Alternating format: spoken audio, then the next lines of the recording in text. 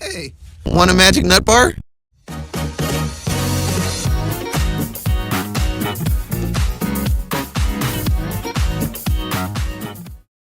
After the enormous success of arcade racing game Motorstorm and its more refined tropical sequel, Motorstorm Pacific Rift, a third sequel by Evolution Studios, was well on its way.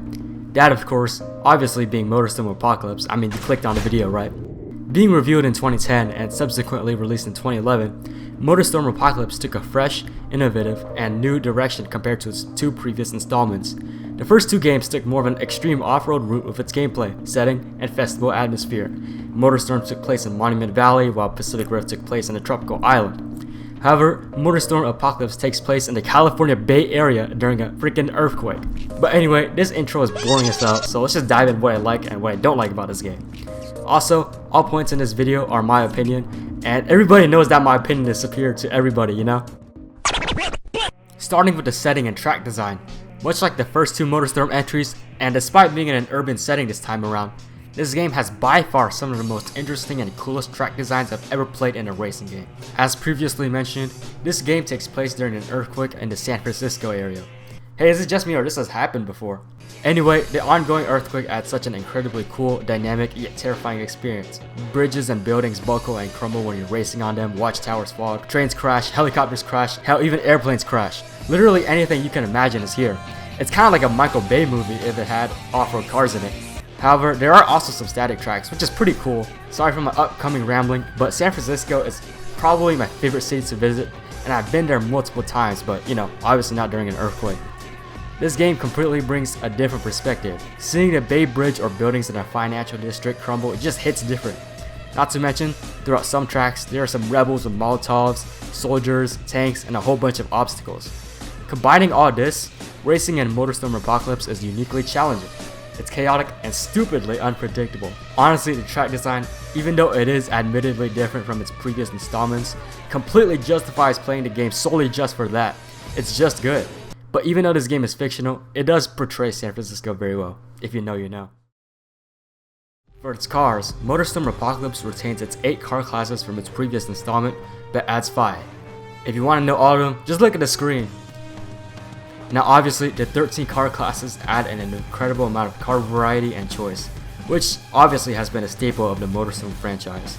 To add on, car customization is in the Motorstorm franchise for the first, and obviously last, time. You can customize your cars to your desired liking, which is pretty cool, considering the customization options are surprisingly good. However, this game, despite having the most varied car classes in the series, arguably has the worst car list in the game. This is because a lot of cars from Pacific Rift just vanished in the Apocalypse. Some iconic cars and bikes and trucks were completely cut for no reason. It also doesn't help that like 90% of the cars in the game are locked in online modes, which obviously aren't available anymore. I mean, it's 2025, right? Which is kind of an a-hole move on the developer's part. Alright, well, since the last two segments were all gameplay related, why not just talk about it? Gameplay wise, the game is just different to say the least, especially when comparing it to its off-road prequels. The handling is interestingly more arcadey. Every car feels like it has a crap ton of downforce like a GT3 car, but at the same time, it feels floaty as hell. Honestly, I don't even know how to describe it. Cars just don't grip on tarmac like they should. I'm not expecting it to be like Forza or Gran Turismo level, but the handling is just off. If you play it, you know what I mean. The boost system from the past two games is also back, and has even more gameplay dynamics. Fire and water overheats and cools your engine respectively, just like in Pacific Rift. However, getting shot at by soldiers also overheats your engine, and lifting off the throttle in the air cools your engine. Much like the past two games, there is a campaign. However, for the first time, the campaign is story driven. Unfortunately, in my opinion, the story is forgettable and honestly downright bad at times. Voice acting and writing leaves a lot to be desired. Dude, you wanna stay, shut your mouth. Alright boys, I'm the current head honcho, so I get to lay down the challenge. There are some funny moments here and there, but I think these emotion comics are meant more for silly intermission rather than to be taken seriously. Okay, but what is the story? I'll try to explain this as quickly as possible. The Motorstorm Festival had their eyes on the city to party and race and basically just mess around in there for like 2 days. These 2 chaotic days are told from the perspective of 3 different racers that correspond to the difficulty levels: the rookie, the pro, and the veteran. Meanwhile, during these 2 days, a group known as the Crazies and a private military group known as Dusklight are fighting each other while the Stormers are wreaking havoc. Alright, well that's basically the premise, but there's probably some more stuff I forgot about. Overall, the story and campaign is honestly just forgettable in my opinion. It's just, like previously mentioned, silly. However, what is cool though, the tracks look different as the days progress. Day 1 looks relatively tame, damage is mild. However, the final day looks like hell on earth. The same tracks you've raced around in Day 1 are completely in shambles. It's such a cool dynamic that I should have mentioned it in my first segment, but oh well, screw you. For the first time in a Motorstorm series, this game strictly uses a composed soundtrack instead of a licensed soundtrack, as you've probably heard and seen throughout this terrible video. However, that's not necessarily a bad thing. The soundtrack in this game is freaking amazing.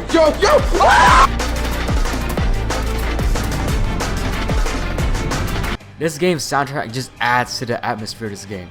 Listening to drum and bass while seeing a tornado throw around boats is such a vibe.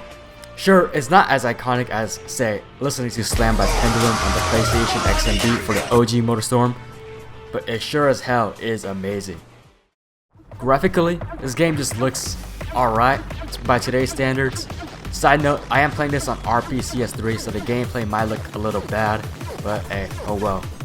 You know, for a PS3 game, it doesn't look terrible, but honestly, it doesn't even look good, especially when comparing it to its predecessor, Pacific Rift.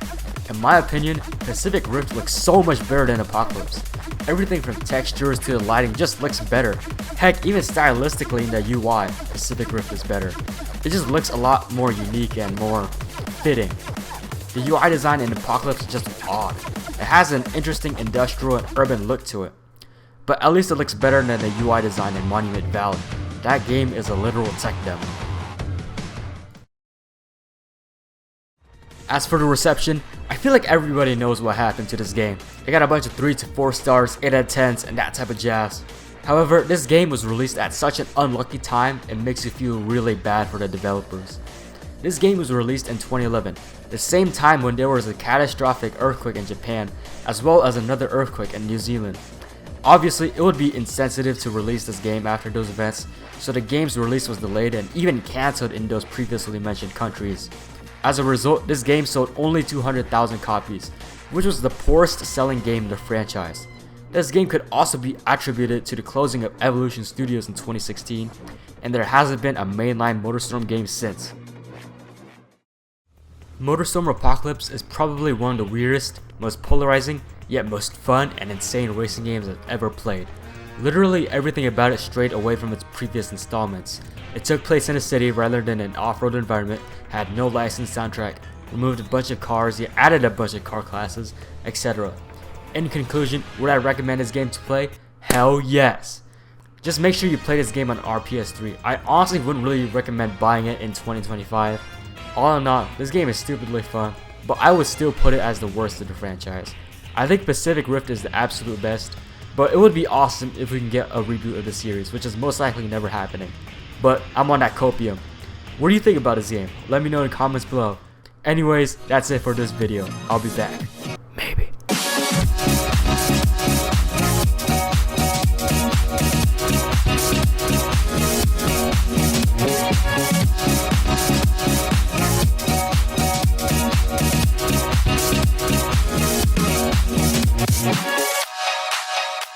If you watched all the way to this part, then I really appreciate you. Okay, anyway, I've been on a year hiatus, and I've had literally no motivation to upload a video until now. And that's because this video is actually for a school project. But if you enjoyed it, then thanks I guess. If you want more, just like and subscribe.